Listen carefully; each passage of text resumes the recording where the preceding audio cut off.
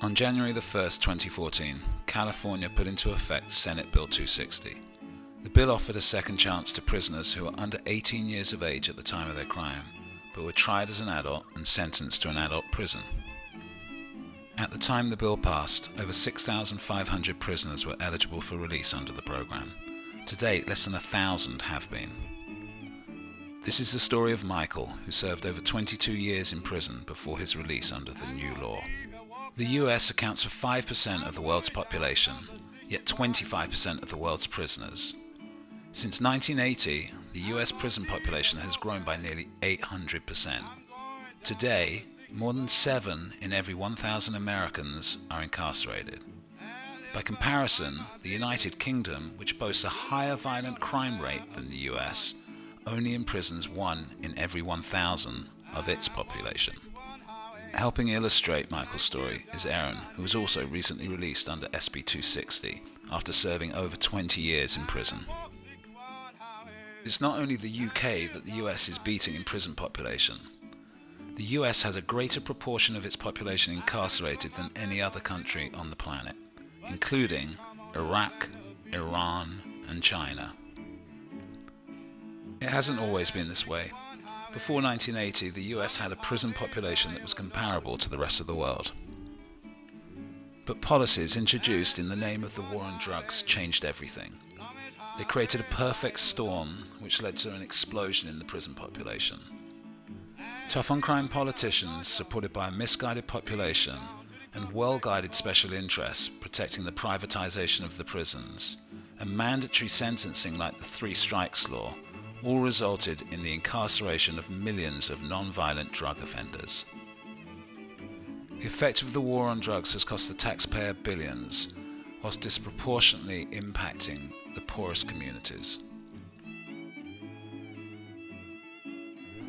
Putting an offender in prison isn't always beneficial to the community. There are a number of theories pertaining to this. However, on the most fundamental level, a young man in prison is unable to work. Thus, the community is deprived of tax revenue, without which they are unable to invest in key services such as police. In turn, the community becomes less desirable to employers, resulting in less opportunity, and so causing a cycle of depression which is hard to reverse. At 11 years old, Michael was impressionable and began to associate with gang members. These people were his neighbours and school friends. As it is for many young men, in this situation, Michael's family disapproved. Although Michael began to feel his family's disapproval, he joins the gang at the age of 14. But after joining the gang, it quickly stopped being fun, and Michael gradually began looking for a way out. As he became more disillusioned, Michael stopped going to gang meetings, instead choosing to do what every teenager would and spend time with his girlfriend. As a consequence, his standing in the gang began to slide, and ultimately he is ordered to accompany a fellow member on a hit on a rival gang.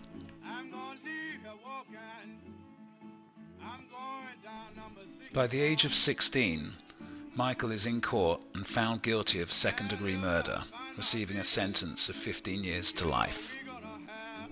If Michael had been charged as a juvenile for the same crime in the United Kingdom, sentencing would have been limited to 12 years to life. But that wouldn't have been the only difference. In the UK and Europe, there is a value placed on rehabilitation. This facilitates a smoother transition into society when prisoners are released. In 2014, the minimum wage in California was $9 per hour. Over a 40-hour work week, that equates to an annual salary of around $18,000. In the same year, it costs $62,000 to keep someone incarcerated. Therefore, it would be cheaper for the state to release a prisoner and give them a job paying double the minimum wage than it is to keep them incarcerated. After 6 years, a juvenile who has been tried as an adult in the UK would be eligible for release, having served 50% of their time, and costs the state $372,000. As the costs keep building for the US, the ex-prisoner in the UK will have transitioned back into society and would begin to contribute tax revenues to the state. In Michael's case, being released after 22 years costs the US over $1.36 million.